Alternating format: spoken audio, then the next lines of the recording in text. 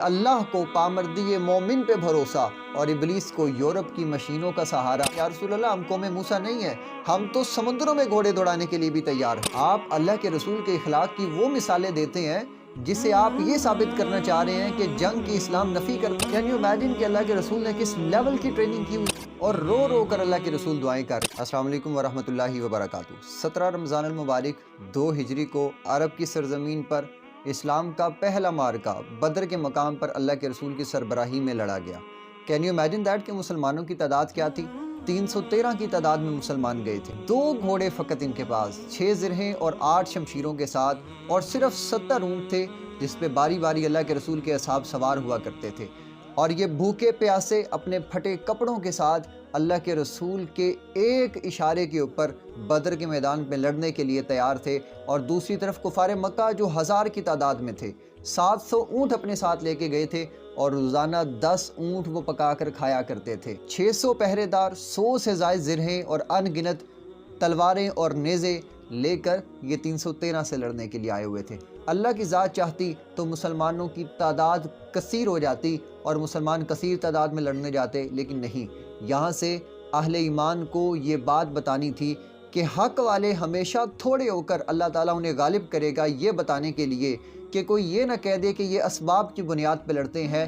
یہ یقین ہو سب کو کہ یہ اسباب محدود ہونے کے باوجود بھی اس یقین اور اس عقیدے، اس نظریے کی بنیاد پہ لڑتے ہیں جو اللہ کے رسول نے اپنے اصحاب کو گھول کر ان کی نفسیات میں پلا دیا تھا۔ وہ اسلام کا عقیدہ تھا، وہ اللہ کے رسول کی محبت تھی کہ وہ 1000 کے لشکر سے تنہا لڑنے کے لیے تیار ہو گئے تھے۔ اقبال نے ان شعروں کے جذبوں کو دیکھ کر کہا تھا کہ اللہ کو پامردی مومن پہ بھروسہ اور ابلیس کو یورپ کی مشینوں کا سہارا، اور کافر ہے تو شمشیر پہ کرتا ہے بھروسہ، مومن ہے تو بے تیغ بھی لڑتا ہے سپاہی۔ اللہ کا قرآن اہل بدر کے بارے میں کیا فرماتا ہے؟ اللہ تعالیٰ نے قرآن میں ارشاد فرمایا وَلَقَدْ نَصَرَكُمُ اللَّهُ بِبَدْرٍ وَأَنْتُمْ أَذِلَّةٌ فَاتَّقُوا اللَّهَ لَعَلَّكُمْ تَشْكُرُونَ۔ اور اللہ تعالیٰ نے اہل بدر کی مدد کی۔ کب مدد کی؟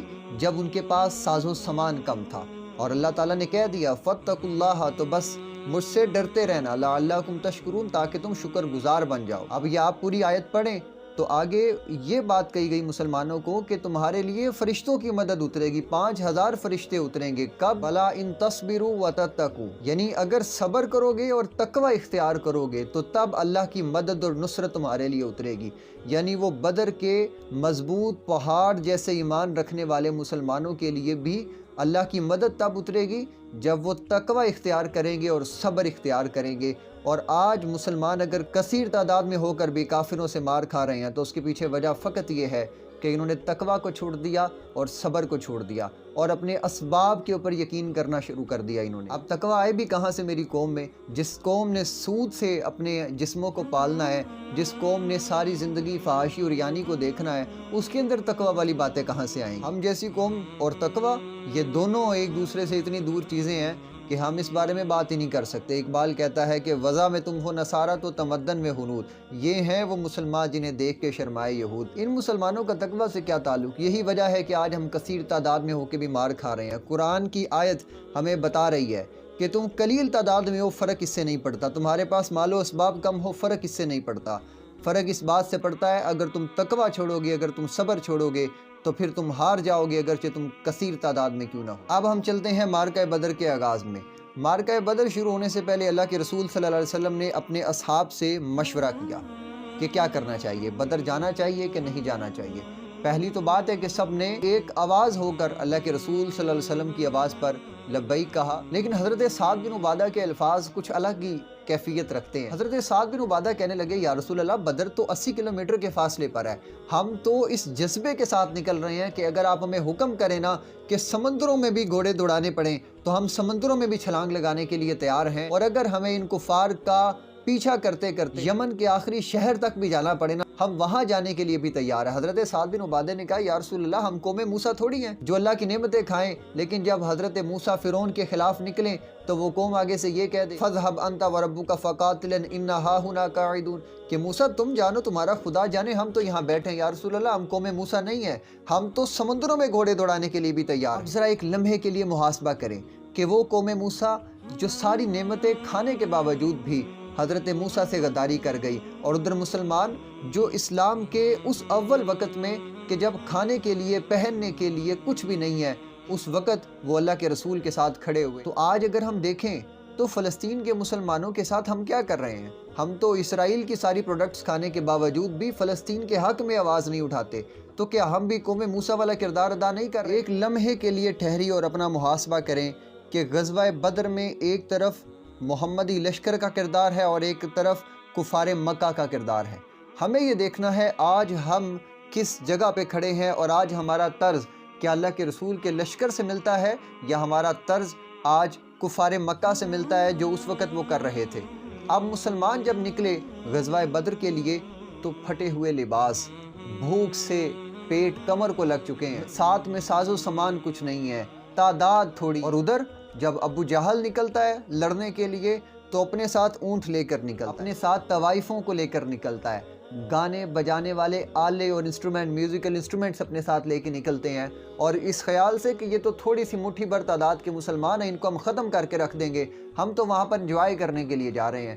تو اب یہ دیکھنا ہے کہ دوسری طرف اللہ کے رسول کیا کر رہے ہیں۔ بدر کے مارکے سے رات قبل اللہ کے رسول نے مصلی بچھا لیا، اللہ سے دعائیں شروع کر دی، اور یہ کہنے لگ پڑے، اس قدر رکت آمیز دعائیں کی اللہ کے رسول نے کہ حضرت ابوبکر صدیق نے آ کر کہا، یا رسول اللہ، اللہ تعالیٰ ہمارے لیے آسانی کا معاملہ فرما دے گا۔ اللہ کے رسول دعائیں کریں کہ یا اللہ پاک کی جتنے بھی تعداد تھی میں تیری بارگاہ میں لے کے آ چکا ہوں، اگر یہ لوگ بھی آج ہار گئے تو پھر تیرا نام لینے والا اس دنیا میں کوئی موجود نہیں ہوگا۔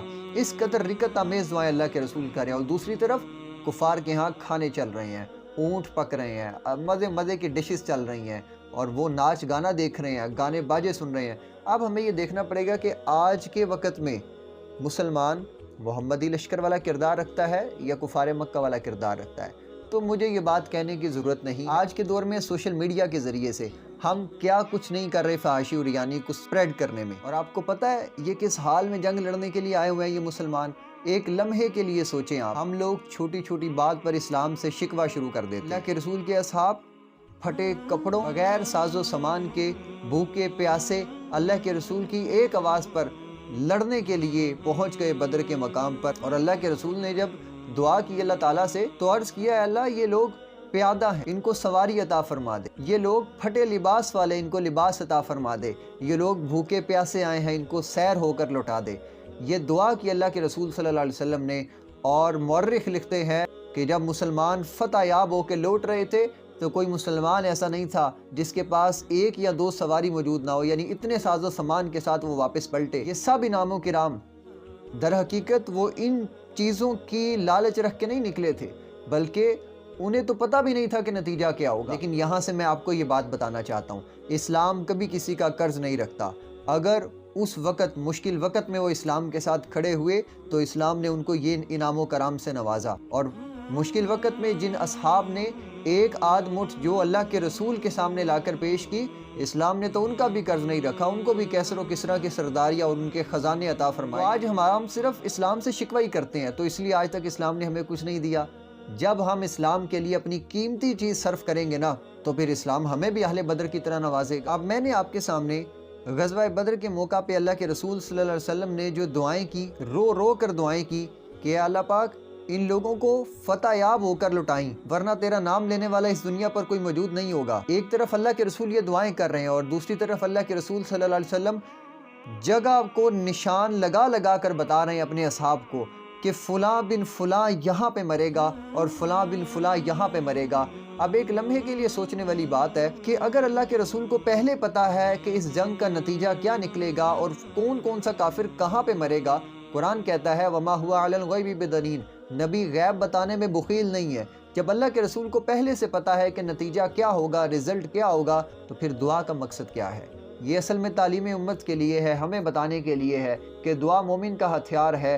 تم نے اسباب کے اوپر بھروسہ نہیں کرنا، تم نے اللہ کی ذات پہ بھروسہ کرنا ہے اور اللہ سے دعا کے ذریعے سے اپنا کنیکشن قائم کرنا ہے۔ یہ اللہ کے رسول ہمیں اس بدر کے موقع پر اپنے طرز عمل سے دعا کرنا سکھا رہے ہیں، اور رو رو کر اللہ کے رسول دعائیں کر رہے ہیں۔ So we have to connect ہمیں دعاؤں کے ذریعے سے اللہ تعالیٰ سے اپنا کنیکشن قائم کرنا چاہیے۔ اب جنگ کے سارے منظرنامے کو آپ کے سامنے پیش کر دیا۔ غزوہ بدر کے ایک ایسے واقعے کی طرف میں آپ کی توجہ دلانا چاہتا ہوں کہ آپ حیران ہو جائیں گے کہ اللہ کے رسول نے کس لیول کی ٹریننگ کی ہوئی تھی اپنے اصحاب کی۔ آپ جانتے ہیں کہ غزوہ بدر میں ابو جہل کن کے ہاتھوں واصل جہنم ہوا؟ دل کے کانوں سے سنیے گا۔ حضرت سیدنا عبد الرحمن بن عوف فرماتے ہیں کہ جنگ کے موقع پر میں اپنے دائیں اور بائیں دیکھ رہا ہوں، چھوٹی عمر کے 2 بچے ہیں جو بھی نوجوانی کے عالم کی طرف جا رہے ہیں، وہ بڑی بہادری کے ساتھ لڑ رہے ہیں اور آپ ان کے اوپر رشک کر رہے ہیں۔ ان میں سے ایک حضرت سیدنا عبد الرحمن بن عوف کی طرف مخاطب ہو کے عرض کرتے ہیں، چچا جان ہمیں یہ تو بتائیں کہ اس کفار کے لشکر میں ابو جہل کون ہے؟ وہ کہتے بھائی تمہارا ابو جہل سے کیا کام؟ ان میں سے ایک مخاطب ہو کے کہنے لگا، چچا ہم نے سنا ہے کہ وہ بدبخت اللہ کے رسول کو گالیاں بکتا ہے، برا بھلا کہتا ہے، اس نے اللہ کے رسول کو تکلیفیں پہنچائی ہیں۔ وہ کہنے لگے کہ اس رب کی قسم جس کے قبضہ قدرت میں میری جان ہے، مجھے جہاں پہ ابو جہل نظر آئے گا میں اس کو تب تک نہیں چھوڑوں گا جب تک ہم دونوں میں سے کوئی ایک سلامت نہ رہے، اسے واصل جہنم کر کے دم لوں گا یا میں خود اپنی آپ کو شہید کروا دوں۔ پھر جنگ کے دوران حضرت عبد الرحمن بن عوف نے اشارہ کیا کہ وہ ابو جہل ہے، وہ دونوں شہزادے لپکے اور ابو جہل کو واصل جہنم کر دیا۔ اس کے بعد اللہ کے رسول صلی اللہ علیہ وسلم کی بارگاہ میں آئے، اللہ کے رسول نے پوچھا کہ تم میں سے کس نے قتل کیا؟ ایک کہنے لگا یا رسول اللہ میں نے کیا، دوسرا کہنے لگا میں نے قتل کیا ہے۔ تو اللہ کے رسول نے کہا کہ تم اپنی تلواریں دکھاؤ۔ تلواریں دیکھی تو دونوں کی تلواروں سے خون ٹپک رہا تھا۔ Now you think آپ سب کہیں گے ایکسٹریمسٹ مسلمان، تو میں آپ کو یہ بتانا چاہتا ہوں کہ اسلام کا اصل فلسفہ اور نظریہ یہی ہے۔ آپ ان 2 شہزادوں کا نام تو سن لیں، حضرت سیدنا معاذ اور حضرت سیدنا معوذ۔ یہ وہ 2 بچے ہیں اسلام کے اس پہلے مارکے میں جنہوں نے قریش کے بڑے سردار کو واصل جہنم کیا۔ کین یو امیجن کہ اللہ کے رسول نے کس لیول کی ٹریننگ کی ہوئی تھی، کیا نظریہ گھول کے پلایا ہوا تھا کہ ان کم عمر بچوں کے اندر اتنا جذبہ کہ وہ اسلام کے لیے کٹ مرنے کے لیے تیار ہیں۔ اللہ کے رسول کی محبت ان کے دلوں میں اس حد تک بھری ہوئی تھی، اور آج ہم نے کیا کیا؟ آپ ایک لمحے کے لیے سوچئے گا کہ ایک مسلمان داڑھی کے ساتھ اس کے دوسرے مسلمان بھائی ہی اس کو شدت پسند کہتے ہیں، جب ان لوگوں کے سامنے میں اس وقت کا واقعہ رکھوں، حضرت سیدنا معاذ اور معوذ کی تصویر ان کے سامنے پیش کروں کہ وہ کیا منظر ہے کہ جب اللہ کے رسول انہیں پوچھ رہے ہیں تم لوگوں نے اپنی تلواریں تو نہیں صاف کر لی، وہ اپنی تلواریں دکھا رہے ہیں۔ ان لوگوں کو تو آج کے مسلمان کی داڑھی ہضم نہیں ہوتی، تو حضرت معاذ اور معوذ تلوار پکڑ کے ابو جہل کو قتل کرتے ہوئے یہ کیسے ہضم ہوں گے؟ لیکن یاد رکھیں یہی اسلام کا اصل مزاج۔ آج ہم نے رٹ لگائی ہوئی ہے اسلام امن کا درس دیتا ہے، اسلام امن کا درس دیتا ہے، یہ جملہ کہہ کر ہم نے اللہ کے رسول کی تلوار کی نعوذ باللہ نفی کرنا شروع کر دی۔ یاد رکھیں اسلام امن والا دین، لیکن امن کے قیام کے لیے تلوار کی ضرورت بھی پیش آتی ہے۔ آپ اللہ کے رسول کے اخلاق کی وہ مثالیں دیتے ہیں جسے آپ یہ ثابت کرنا چاہ رہے ہیں کہ جنگ کی اسلام نفی کرتا ہے۔ یاد رکھیں اگر طائف کے بازار میں پتھر کھا کے دعائیں دینا اللہ کے رسول کا اخلاق ہے، تو بدر کے میدان میں معاذ اور معوذ کو ابو جہل کو قتل کرنے پہ اپریشیٹ کرنا اور گستاخان رسول کا سر کاٹنے پر اپنے اصحاب کو اپریشیٹ کرنا، یہ بھی اللہ کے رسول کا اخلاق ہے۔ امت ذبح ہو کے رہ گئی ہے اور ہمیں یہ پڑا ہے کہ ہم شدت پسند ہمیں کوئی نہ کہہ دے۔ جن لوگوں نے ہمیں ایکسٹریمسٹ کہہ دیا ان لوگوں نے تو اپنے بچوں کی ٹریننگ میں شامل کر دی ہے۔ آپ حیران ہوں گے یہ جان کے کہ اسرائیل میں 16 سال تک ہر بچے کے لیے ملٹری کی ٹریننگ لازمی ہے، کمپلسری ہے۔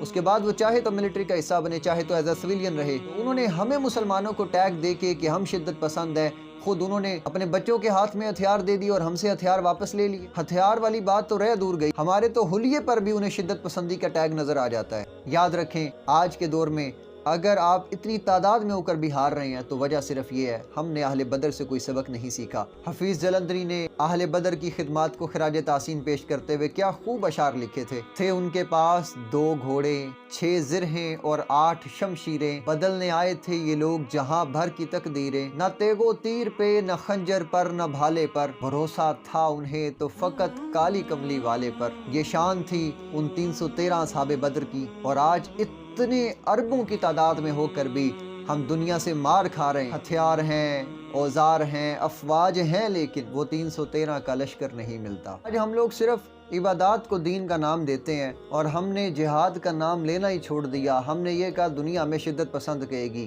لیکن اصحاب بدر نے ایک نہج قائم کر دیا تھا، ایک سٹیٹس بنا دیا تھا اور ہمیں بتا دیا تھا نہ مسجد نہ بیت اللہ کی دیواروں کے سائے میں نماز عشق ادا ہوتی ہے تلواروں کے سائے میں۔ اللہ تعالی ہمیں اصحاب بدر والا جذبہ عطا فرمائے اور اسلام کی سربلندی کے لیے اپنا سب کچھ قربان کرنے کی توفیق عطا فرمائے۔